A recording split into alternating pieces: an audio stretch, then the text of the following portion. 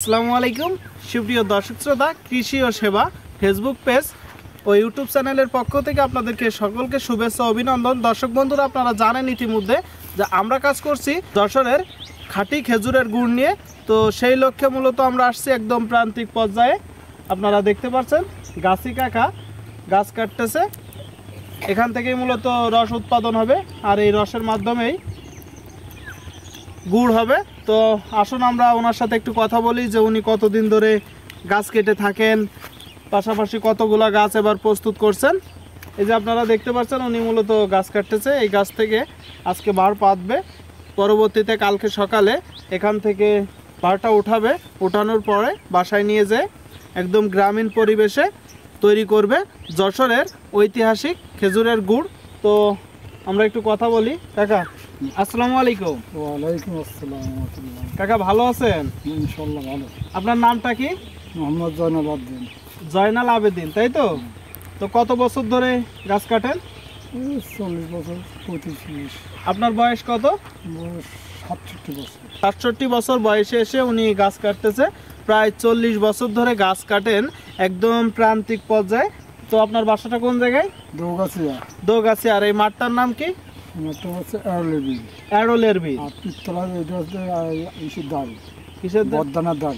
মানে বদধানা মাঠ বা অ্যারোলের বিল বললে যে কেউ চিনবে। হ্যাঁ হ্যাঁ দোগাছিয়া, ইসলামপুর, তারপরে এই যে বাগডাঙ্গা, এর মাঝামাঝি একটা অবস্থা। দুটো। হ্যাঁ হ্যাঁ, এর মাঝামাঝি অবস্থানে, তাই তো? আচ্ছা, যশোর সদর। যশোর সদর। তো আপনি এবার কতগুলো গাছ প্রস্তুত করছেন? 40-45টি, বেশি করি নাই। মানে কম করছেন যেহেতু বয়স হয়েছে 40 থেকে 45টা। হ্যাঁ। তো আজকে কতগুলো গাছ কাটবেন? আজকে 20টি। 20টা গাছ কাটবেন। এই 20টা গাছ থেকে আপনি প্রাথমিকটা এখন প্রথম অবস্থায় কতটুকু রস আশা করছেন? 2 কন্টিনিউ হতে পারে। 3 ভাঁড়, তাই তো? এক একটা ভাঁড়ে কতটুকু পরিমাণ রস থাকে? 6 কেজি।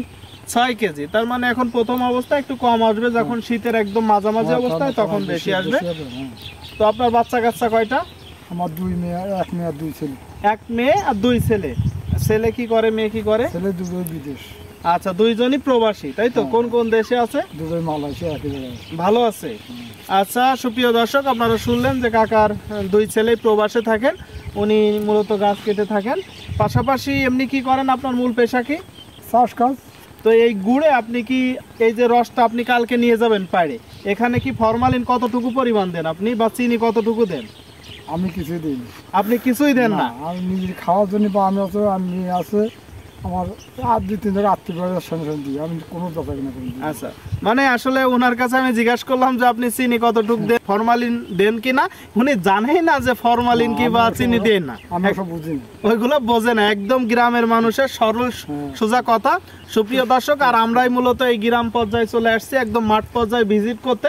এখন গাছ কাটতেছে, গাছে ভাড় পাতবে, আর কালকে সকালে এই ভাড় থেকেই মূলত এই ভাড়ে যতটুকু পরিমাণ রস আসবে সেটা নিয়ে যে জ্বালানোর মাধ্যমে গুড় উৎপাদন করবে। আর একদম আজকে বিকাল থেকে শুরু করে কালকে গুড় উৎপাদন করা পর্যন্ত আমরা থাকব, নিজেরা দেখে শুনে সরাসরি ভিজিট করে আমরা সামনে থেকে গুড় উৎপাদন করে এই গুড়টাই মূলত আপনাদের সারা বাংলাদেশে বা বাইরেও অনেকেই নিতে চান, তাদের কাছে পৌঁছে দেবে। আমাদের কাছে আপনারা পাবেন পাটালি গুড়, দানাদার গুড়, নলেন গুড়, ঝোলা গুড়, চকলেট গুড় ইত্যাদি। সরাসরি আমাদের দেওয়া স্ক্রিনে আপনারা যোগাযোগ করতে পারেন, কিংবা আমাদেরকে মেসেজ করতে পারেন।